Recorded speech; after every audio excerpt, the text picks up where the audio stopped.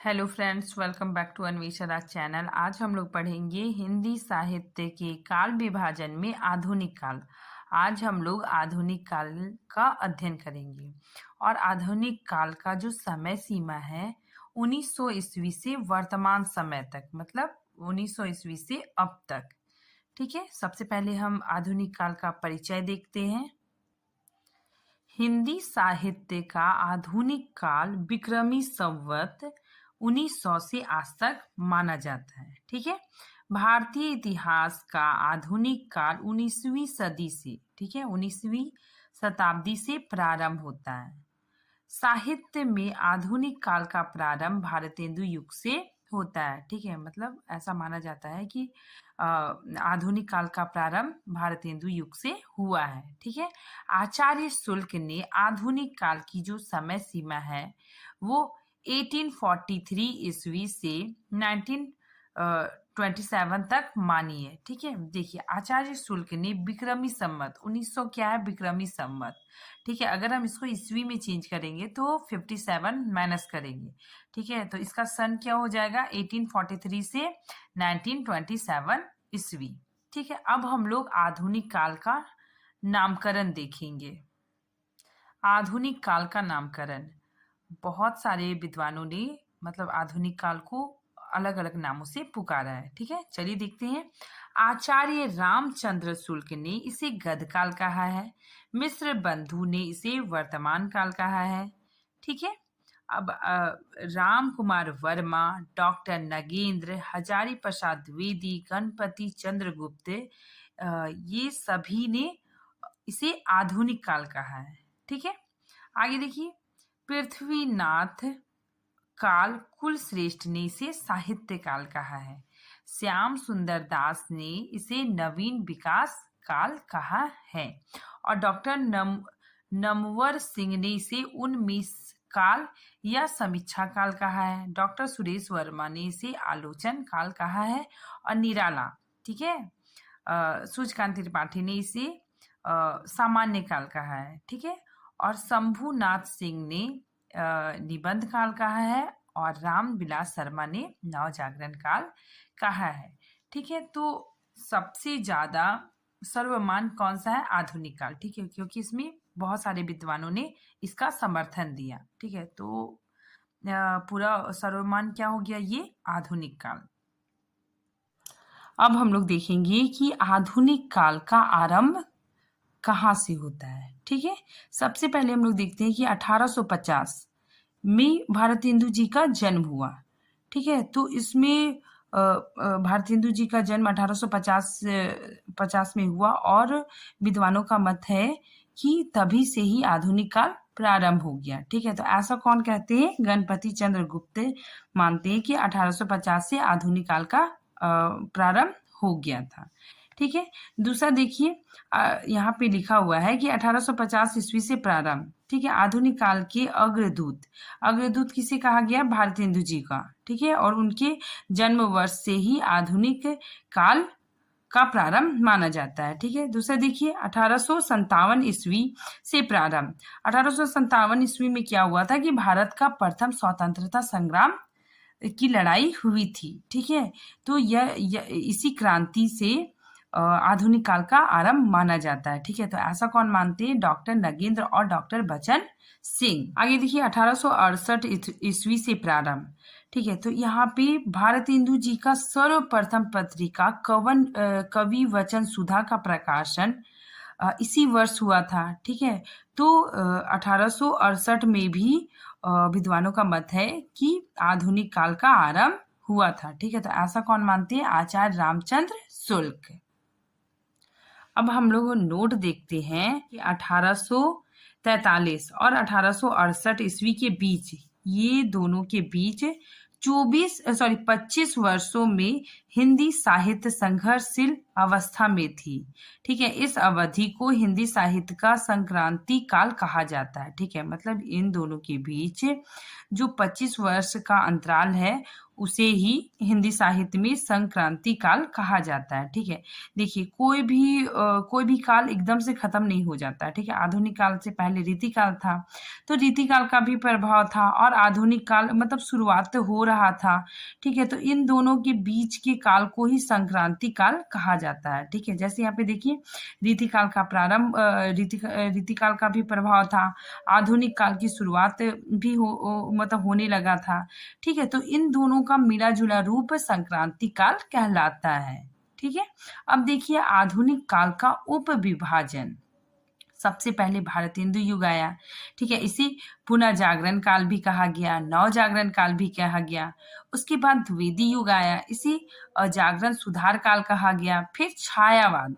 ठीक है, फिर छायावाद कवि आए। ठीक है, छायावाद के कवि कौन कौन है? प्रसाद, पंत, निराला, महादेवी वर्मा। ठीक है, तो ये लोग प्राकृतिकवाद और स्वच्छंदवाद थे। ठीक है, ऐसी रचनाएं करते थे। फिर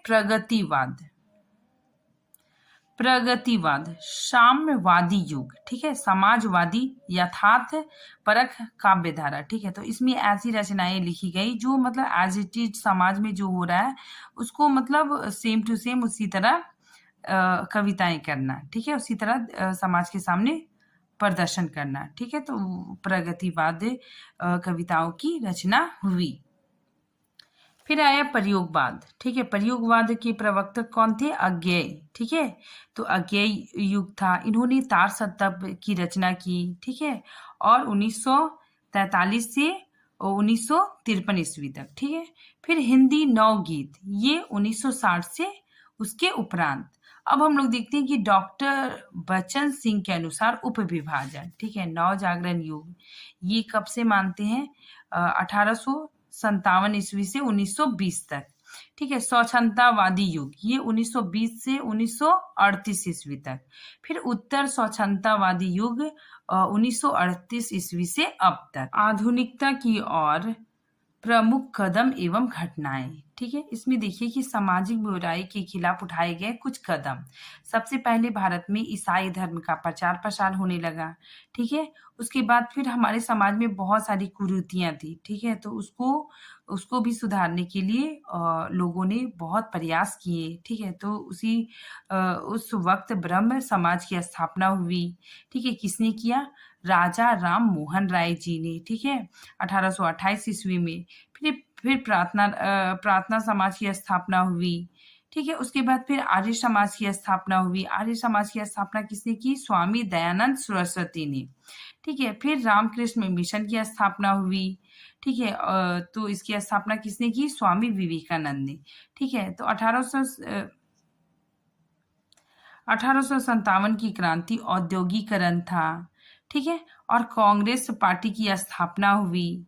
ठीक है, और इस संचार साधनों में भी क्या हो गया? वृद्धि हो गया। ठीक है, तो इससे भी लोगों को बहुत मतलब आसानी से अपनी बात को दूसरे मतलब जनता तक पहुंचा सकते थे। ठीक है, प्रेस की स्वतंत्रता ये बहुत इंपॉर्टेंट है कि उस समय क्या हुआ आधुनिक काल में अंग्रेजों ने मतलब प्रेस लाया हमारे देश में। तो इससे क्या हुआ ना कि मतलब प्रेस की वजह से पत्र पत्रिकाएं छपने लगी, तो कवि अपनी बात जनता के सामने रख सकते थे। ठीक है, तो जनता भी मतलब देश के जो राजकाल है उससे अवगत होने लगे। ठीक है, तो इससे भी बहुत मतलब विकास हुआ। ठीक है, संचार साधनों में भी वृद्धि हुई।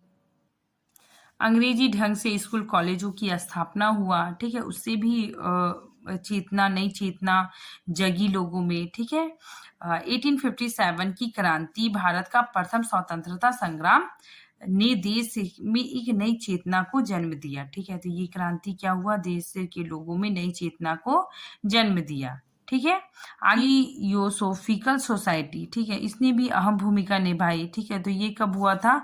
1882 ईस्वी में। ठीक है, और इसका वास्तविक स्थापना कब है? 1875 ईस्वी में अमेरिका में। ठीक है, अब हम लोग देखेंगे आधुनिक काल का अर्थ। अब देखिए आधुनिक काल का अर्थ। आधुनिक का तात्पर्य मध्यकालीन विचारों से मुक्ति तथा इहलोक की नवीन दृष्टिकोण को अपनाना। ठीक है, मतलब मध्यकालीन विचारों से मुक्ति और इहलोक मतलब इस लोक में नई दृष्टि को अपनाना। ठीक है, तो ये कौन कहते हैं? डॉक्टर नगेंद्र के अनुसार। ठीक है, परलौकिक विषयों को छोड़कर वर्तमान संदर्भों में साहित्य लेखन ही आधुनिकता है। ठीक है, तो ये किसने कहा? डॉक्टर गणपति चंद्र गुप्त ने। ठीक है, देखिए आधुनिक काल, ये बहुत इंपॉर्टेंट है कि आधुनिक काल को हिंदी साहित्य का दूसरा स्वर्ण युग भी कहा जाता है। ठीक है, तो पहला स्वर्ण युग कौन सा है? भक्ति काल। ठीक है, तो इसे आधुनिक काल को दूसरा स्वर्ण युग कहा गया है। ठीक है, और आधुनिक काल को लाने का श्रेय किसको जाता है? अंग्रेजों को। ठीक है, उपनिवेशकवाद को जाता है। ठीक है, और ये कौन मानते हैं? डॉक्टर बचन सिंह। अब देखिए हिंदी साहित्य का चतुर चरण आधुनिक काल के नाम से जाना जाता है। अब देखिए फ्लासी का युद्ध भी बहुत इंपॉर्टेंट है। सन 1757 ईस्वी में फ्लासी की लड़ाई जीतकर बंगाल पर अपना प्रभुत्व जमाया। ठीक है, अंग्रेजों ने क्या किया? वो लड़ाई जीत ली। ठीक है, उन्होंने बंगाल पे अपना अधिकार जमा लिया। इस वर्ष से बंगाल में मध्यकाल का अंत और आधुनिक काल का प्रारंभ माना जाता है। ठीक है, तो उसी समय से बंगाल में आधुनिक काल का प्रारंभ माना जाता है। ठीक है, प्रारंभ हो गया था। ठीक है, अब हम लोग देखेंगे आधुनिक कविता की प्रमुख विशेषताएं या प्रवृत्तियां।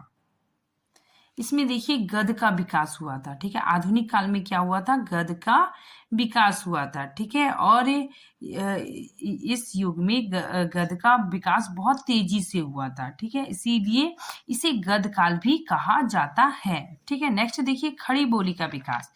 इस काल में खड़ी बोली का भी विकास हुआ था। ठीक है, देखिए यहाँ पे खड़ी बोली के विकास की दृष्टि से यह काल अपना विशेष महत्व रखता है। खड़ी बोली का क्षेत्र व्यापक होने के कारण उसमें अंग्रेजी व उर्दू का समावेश भी हुआ और खड़ी बोली के शब्द भंडार की समृद्धि पर विशेष रूप से ध्यान दिया गया। ठीक है, तो आधुनिक काल में ब्रज भाषा को छोड़कर मतलब ब्रज भाषा में भी कविताएं होती थी और खड़ी बोली में भी रचनाएं होने लगी। ठीक है, नेक्स्ट देखिए देश प्रेम की भावना। अब लोगों में क्या होने लगा? देश प्रेम की भावना जागने लगी। इस युग के कवियों ने अपनी कविताओं में देश के गौरव और संस्कृति का वर्णन किया। ठीक है, अपने देश के गौरव और संस्कृति का वर्णन किया, लोगों के अंदर देश भावना जगाए। ठीक है, वही पराधीनता के चक्र में फंसे भारतीयों को देश प्रेम की भावना का चित्रण किया। ठीक है, आगे देखिए सामाजिक चेतना की प्रक्रिया। इस युग के कवियों ने समाज में व्याप्त जाति प्रथा, बाल विवाह, अंधविश्वास आदि कुरीतियों के प्रति अपना आक्रोश दिखाया। ठीक है, तो इस युग में आधुनिक युग में सामाजिक चेतना भी देखने को मिलती है। हमारे देश में जाति प्रथा, बाल विवाह, अंधविश्वास ये सब बहुत व्याप्त था। तो कवियों ने अपनी रचनाओं के माध्यम से इन कुरीतियों को मतलब समाप्त करने की कोशिश की। ठीक है, अपना आक्रोश मतलब अपना गुस्सा दिखलाया। ठीक है, नेक्स्ट देखिए यथार्थ की प्रधानता। यथार्थ मतलब क्या होता है कि समाज में जैसी घटनाएं घट रही है मतलब सेम टू सेम उसी के जैसा वर्णन करना, उसी के जैसा कविताएं करना। ठीक है, देखिए आधुनिक काल के कवियों में मानव जीवन की समस्याओं और उनके जीवन के यथार्थ सत्य को चित्रित किया। ठीक है, मतलब लोगों की समस्याओं को मतलब अपनी कविताओं में वे लोग रचना करने लगे।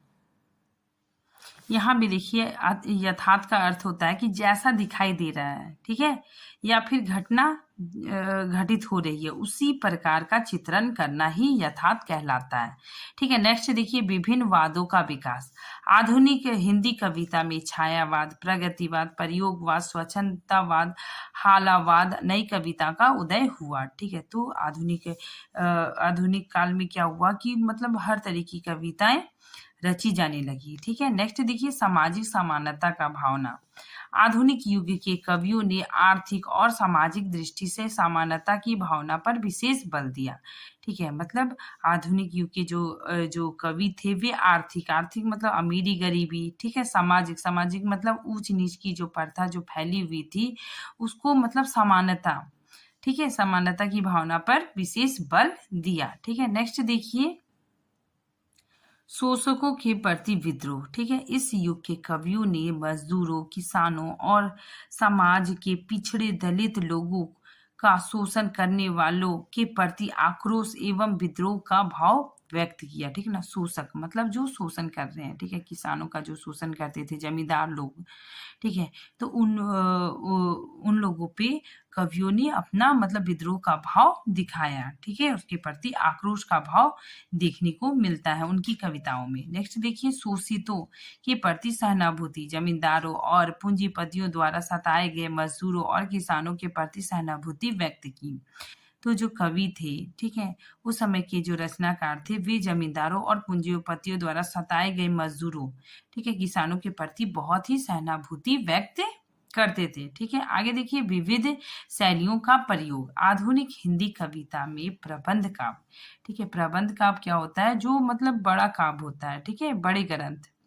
ठीक है, जो बहुत बड़े-बड़े ग्रंथ होते हैं। और मुक्तक काव्य। मुक्तक काव्य मतलब जो बहुत छोटे होते हैं और स्वतंत्र होते हैं। ठीक है, तो आधुनिक काल में प्रबंध काव्य और मुक्तक काव्य की शैलियां देखने को मिलती है। हम लोग देखते हैं आधुनिक काल के प्रमुख कवि एवं रचनाएं। ठीक है, भारतेंदु हरिश्चंद्र।